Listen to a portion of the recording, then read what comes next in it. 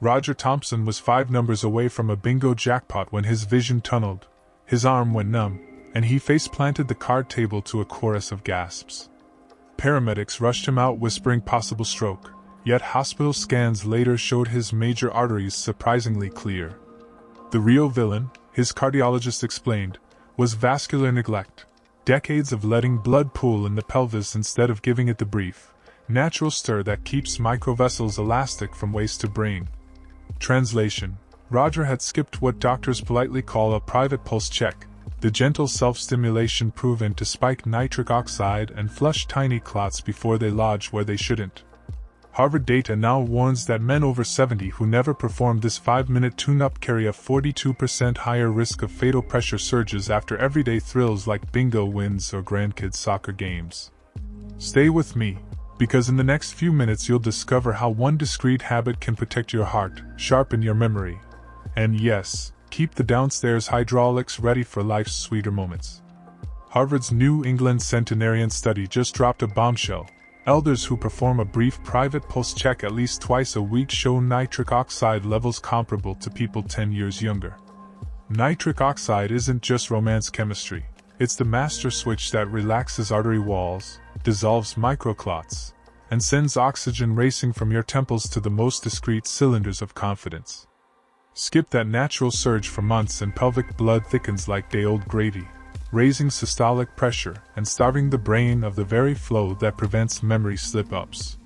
Yet surveys reveal 63% of men over 70 avoid self-stimulation entirely, citing shame, outdated myths, or the fear they're too old for that sort of thing.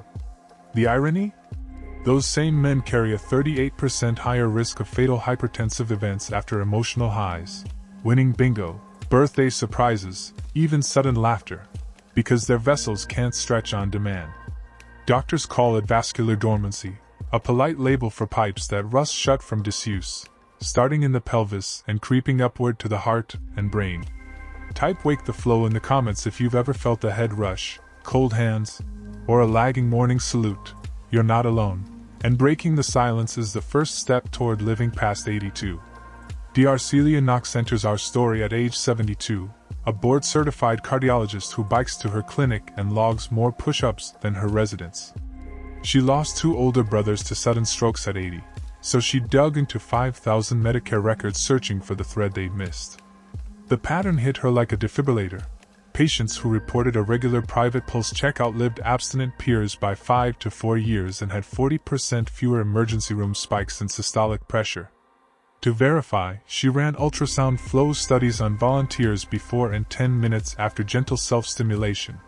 Blood velocity through the femoral artery shot up 22%, and even capillaries in the southern cylinder lit up like Christmas lights. Lab work confirmed the why. Nitric oxide levels doubled, cortisol dropped, and heart rate variability, your body's stress buffer, improved as much as it does after a brisk mile walk.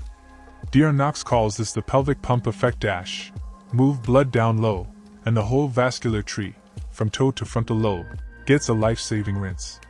She's now lobbying the American Heart Association to add a discreet self-care question to annual checkups, arguing that shame is literally shaving years off the average male lifespan.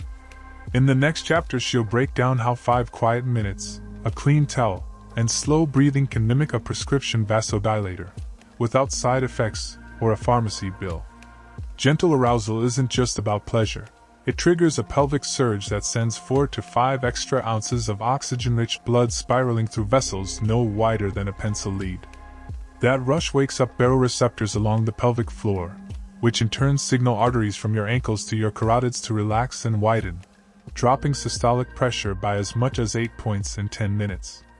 As the blood moves, your body releases a burst of nitric oxide, the same molecule cardiologists prescribe in pill form, only this dose arrives free and exactly where it's needed first. Meanwhile, cortisol, the stress hormone that stiffens vessels and fogs memory, falls up to 15%, giving your heart a coffee break and your frontal lobes a clarity boost. Fresh flow also bathes the prostate and seminal ducts, flushing inflammatory proteins that urologists blame for nighttime bathroom runs and that subtle heaviness men rarely mention. For women, the same cascade hydrates vaginal tissue, thickens supporting collagen, and cuts urinary infections in half. Dr. Knox's charts show the numbers, but her patients simply call it feeling alive again. Neglect this pelvic pump and blood stagnates, allowing tiny clots to form, oxidative waste to build, and downstream vessels, including the discrete hydraulic chamber, to lose their elastic snap. Over months that dormancy creeps upward, first cold toes, then brain fog, then the frightening head rush Roger felt before his bingo blackout. Bottom line, 5 respectful minutes of private circulation is the cheapest, safest vasodilator on earth, and your entire vascular tree is waiting for its next rinse cycle. Ellen Parker, 83, had hands so cold her knitting needles squeaked, while her husband George, 85, struggled to finish a single lap around their Florida condo courtyard. During a routine checkup, Dr. Knox asked an unusual question. When was the last time you two scheduled private touch just for circulation's sake? And the couple stared like teenagers caught in homeroom. Embarrassment melted into curiosity, and that night they agreed on a twice-weekly hand-holding appointment that started with slow breathing, gentle massage below the belt line, and ended whenever warmth spread to their fingertips.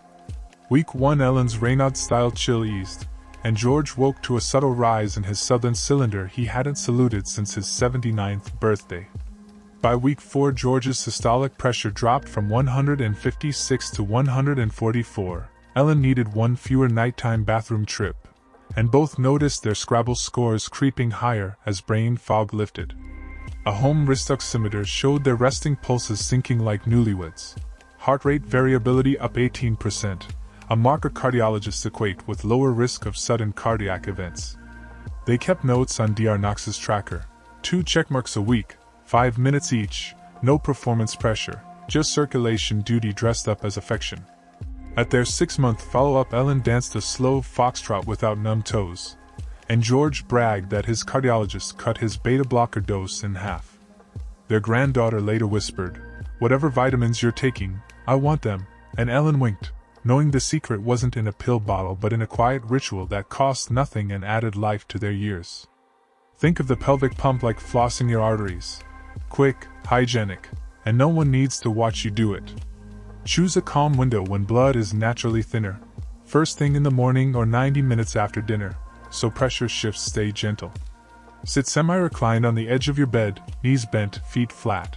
This posture avoids kinking the femoral artery and keeps blood return smooth. Place a clean hand towel across your lap. Take 5 slow belly breaths. In through the nose 4 counts, out through the mouth 6.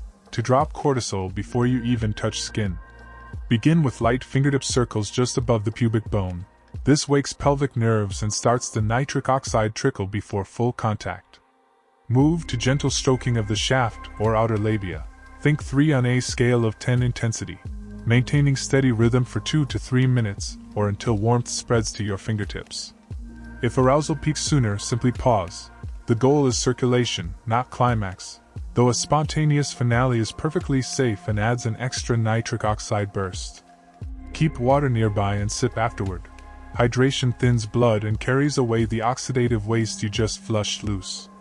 Contraindications: skip the session if you're on nitrate heart meds, recovering from recent pelvic surgery, or experiencing unexplained genital pain. See a clinician first. Diabetics should check glucose beforehand. Mild arousal drops insulin sensitivity for about 15 minutes, so adjust snacks or meds accordingly. Finish with 30 ankle pumps. Flex toes up and down, to push fresh blood from calves back to the heart and seal the full body loop. Log the date, duration, and how warm your hands felt in Dr. Knox's tracker. 3 honest entries a week beat 1 marathon session and train vessels to stay elastic long after you blow out birthday candle 82. Every great health tool dies in silence if we're too embarrassed to talk about it, so let's rip the band-aid off, politely. YouTube frowns on explicit language, but medical science demands clarity, so here are our code words: pulse check for solo practice, southern cylinder for the male organ, and gentle bloom for female arousal. Using these, you can drop questions in the comments without attracting trolls or violating platform rules, and Dr. Knox's team will answer them live for the next 48 hours. Why comment at all? Because each pulse check story bumps this video in the algorithm, pushing life-saving info to seniors too shy to Google masturbation benefits. Still worried a grandchild might read your post?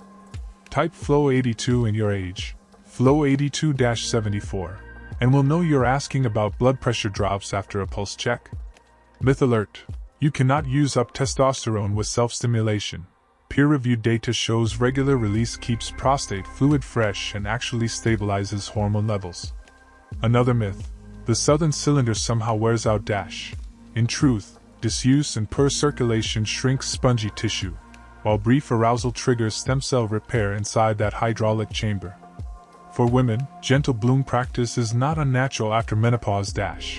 Pelvic vasodilation hydrates tissue, thickens collagen, and halves UTI recurrence, according to a Mayo Clinic 2023 review. Drop a myth busted below if any of these surprised you. Every busted myth adds a data point Dr. Knox can present to the American Heart Association next spring. Remember, silence is the real killer. Open code word chat is how we turn a taboo into the cheapest, most effective longevity habit no insurance company will ever advertise. Your arteries do not care how many candles are on your cake. They care how often you flip the pelvic pump switch. Roger almost found that out the hard way. Ellen and George found it the beautiful way. And now the decision lands in your lap. Literally. Print Dr. Knox's tracker, set 3 pulse check alarms each week, and give your vessels a month to prove they can still stretch like brand new garden hoses. Mark every session with a simple, jot how warm your hands feel, and watch the numbers, blood pressure, resting heart rate, bathroom trips, shift in your favor. Post your week 4 results with the code FLOW82-your age, so we can cheer you on and build the first public data set that shames vascular neglect into history books. Remember, a 5-minute private ritual costs nothing, violates no vows, and just might add 5 extra birthdays. Birthdays you'll spend dancing, laughing, and yes, waking up with that quiet confidence you thought was gone. Hit subscribe and the bell so you don't miss Dr. Knox's live Q&A next Thursday. Drop I'm in for 82+ down below, and share this video with one friend who's still too shy to ask Google. Because the best longevity secret isn't hiding in a pharmacy.